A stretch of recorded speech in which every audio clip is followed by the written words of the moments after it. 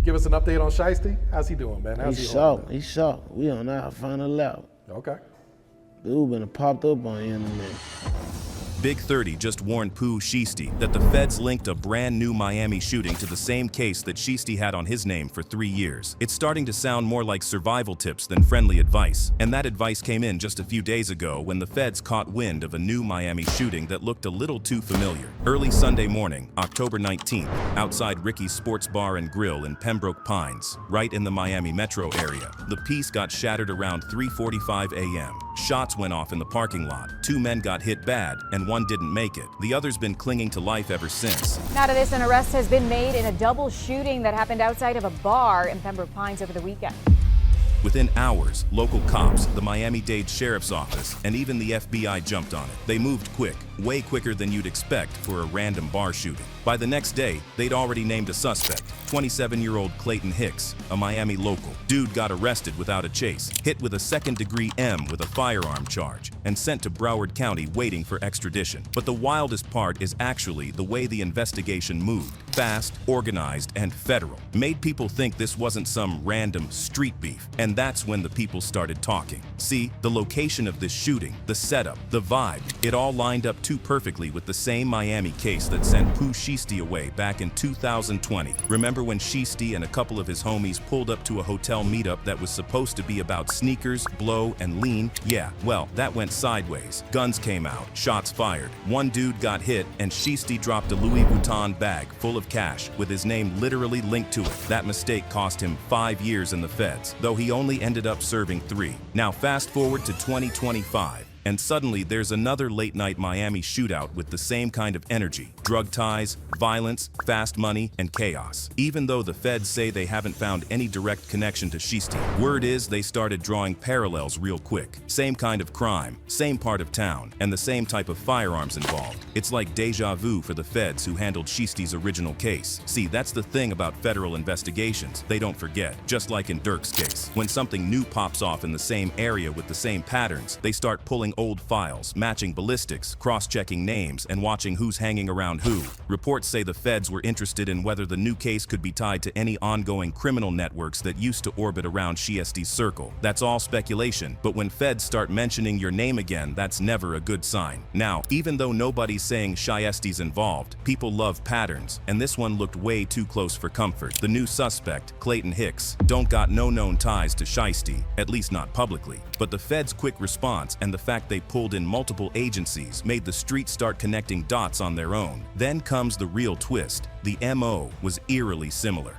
Both situations happened in Miami. Both involved firearms. Both had possible drug or street money connections, and both ended with multiple victims. The feds didn't say Shiesty's name in their official statement, but they didn't have to. Everybody knew who that reminded them of. Now you gotta remember, Shiesty's 2020 case wasn't no small local hit. It was a federal-level situation: armed robbery, assault, and conspiracy to possess firearms during violent crimes. The court documents even tied it to drug trafficking patterns in the region. So, when a 2025 shooting drops with all those same ingredients, it's like a flashing red light to federal agents who've seen this before. But it's not just the cops watching, because the streets are watching too. Think about it. If the feds are talking Miami and the blogs are bringing up old names, everybody knows who's standing in the middle of that storm. And that's when Big 30 decided to step in. Word on the block is, the moment this story hit, 30 dropped a little message for Pooh, something along the lines of move smart and don't fumble twice. Now this comes straight from the heart, because if the feds start reopening old doors, they might find things that were better left closed.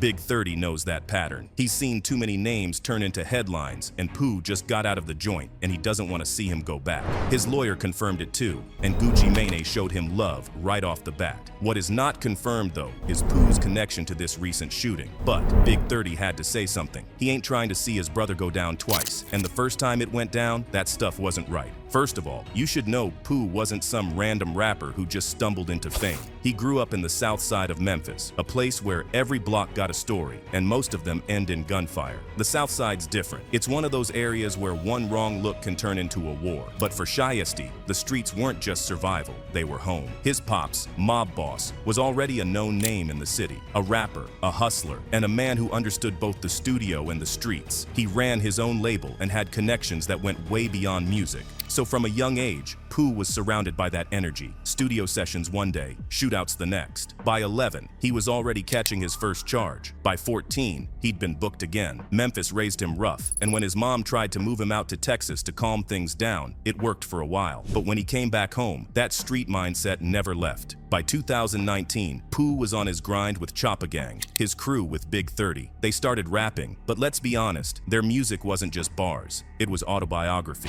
Songs like Choppa Talk and Hell Night weren't just flexes. They were glimpses into how deep they were really living that life. Gucci Mane saw the potential and signed him to 1017, giving him his first real shot at breaking out. Then boom, Back in Blood, with Lil Durk turned Pooh into a superstar overnight. But fame can't erase your past, and for Pooh, the streets were still calling. Around that time, rumors started floating that Choppa Gang had ties to several Memphis shootings, including one at Big Boogie's show in Mississippi, where over 100 rounds were fired. Boogie survived, but people died, and while Shiesty was never officially connected, that type of drama always leaves a mark. Then came October 2020, the day that changed everything. According to court documents, Pooh linked up with a couple of guys in the Bay Harbor Islands area of Miami. The deal was supposed to be simple, a quick exchange of goods, but when you mix money and paranoia in the streets, things go left fast. Pooh pulled up in a green McLaren he had rented, and his crew followed behind. The victims said as soon as they hopped out, two dudes from Pooh's side jumped out with guns. Shots got fired and one dude got hit in the butt. The other went down by the car. According to reports, Pooh aimed an AR from the driver's seat, told one victim, "Don't try it," and then sped off. But in that chaos, he left behind the one thing that sealed the deal, an LV bag stuffed with 40 large in cash. The money had serial numbers traced directly back to dude, and that was pretty much it. The feds had everything they needed: surveillance footage, statements, and literal money trails. They booked him for armed robbery, aggravated assault, and conspiracy to possess firearms in furtherance of violent crimes. Pooh bonded out, but instead of laying low, the streets kept dragging him back in.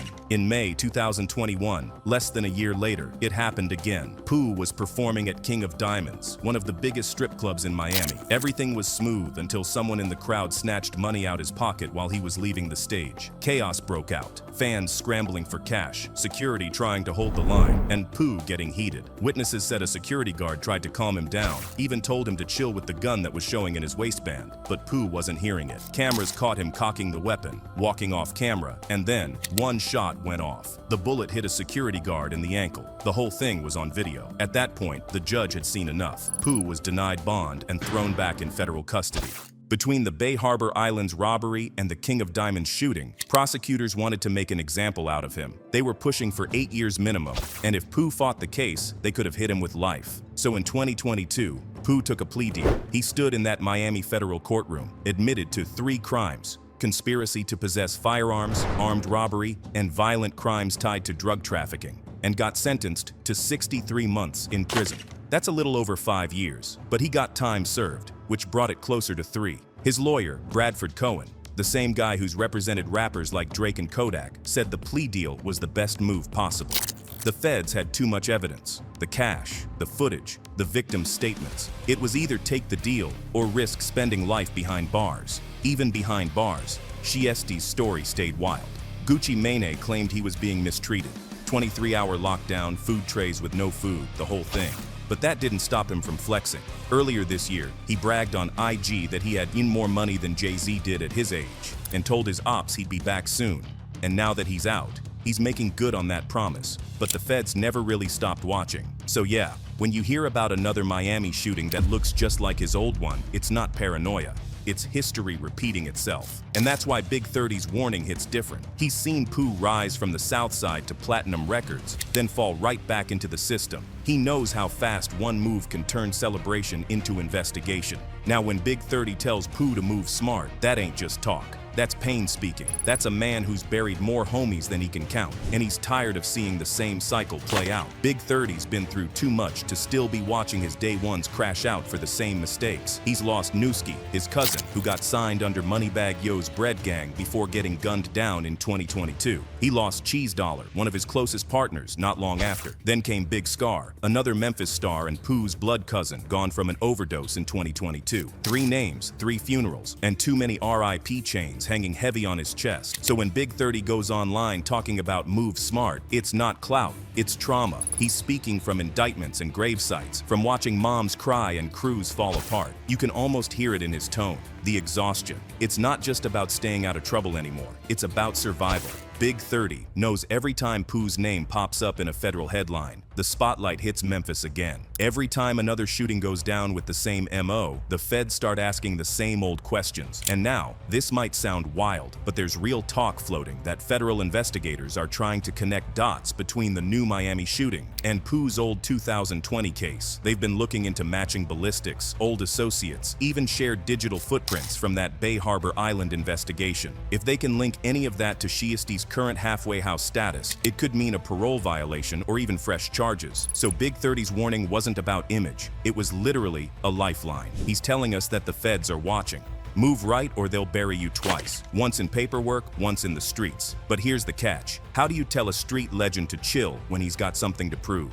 Pooh came home ready to rebuild his name, his crew, his label. He's got his eyes on Choppa Gang Records, calling himself CEO, and that's powerful energy, but it's dangerous too. That independence brings eyes. The feds watching, the industry watching, and even old enemies watching to see if he slips. It's a tough balance, trying to drop hits, not evidence. Pooh wants to be the boss, to show he's more than a product of Memphis, but that grind keeps pulling him right back toward the fire. And if you look at other rappers who came home after long bids, the pattern's all too familiar. Bobby Shmurda had the world waiting for him, but by the time he dropped, the wave had faded. Young Thug, another legend, is still fighting for freedom while his label and friends hold on for dear life. Big 30's seen this movie before. He knows how it ends when the streets write your script instead of the studio. That's why his words sound more like prophecy than advice. He's not trying to preach. He's trying to stop another story from ending the same way. Because in Memphis, history doesn't just repeat, it reloads. And that's why Big 30's warning wasn't just a post or a caption. It was a reality check. Survival mode, plain and simple. But still, you gotta wonder, will Pooh listen? Or will he chase that comeback so hard that the feds and the streets catch up before the music does? The craziest part is that Pooh's not even fully free yet. He's still under halfway house supervision. Meaning, the feds can pull him in at any moment if they think something's off. One headline, one wrong connection, and it could all come crashing down again. Now here's where things get tricky. Cause while Pooh's out here trying to rebuild Choppa Gang and restart his career, the feds are still out there connecting dots. And if this new Miami shooting turns out to have any link to his past, even indirectly, Pooh Shiesty might be walking straight back into the same nightmare he just escaped.